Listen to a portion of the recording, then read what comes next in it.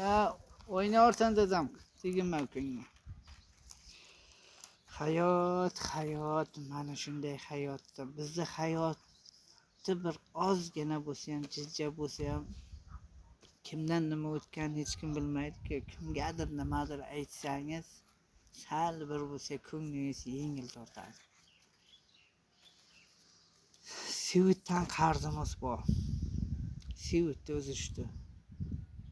Bizni sudga berishdi. Sud esa ijroga berishdi. Ijro o'ndirish anosida yuribdi. Kreditdan qarzimiz bor. Uni to'lolmadik, u sudga berishdi. U ham ijroga berishdi. Ana endi uni to'lash kerak. Ishlaysiz, ro'zg'ordan orttirolmaysiz. Ishdan kelsangiz, farzandlaringiz oldingizga yugurib chiqadi. Nima olib keldingiz deb.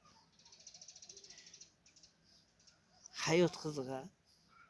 Ba'zi vaqtlar bu hayotdan ko'z yumgingiz keladi.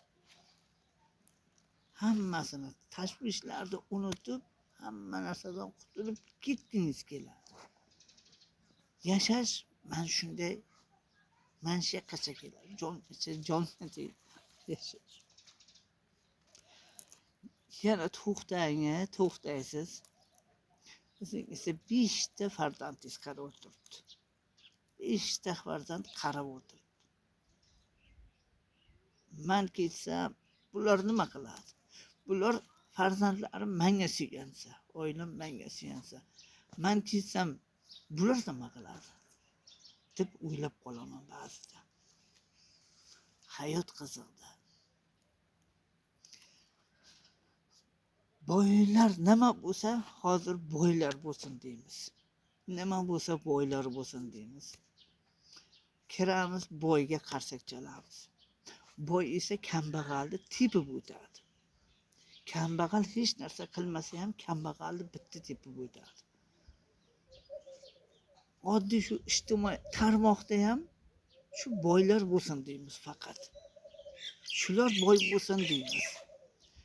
Bir kambag'al, bir kasalmand yaxshi bo'lsin demaymiz hech qachon. Biz aytmaymiz. Faqat boylar bo'lsin.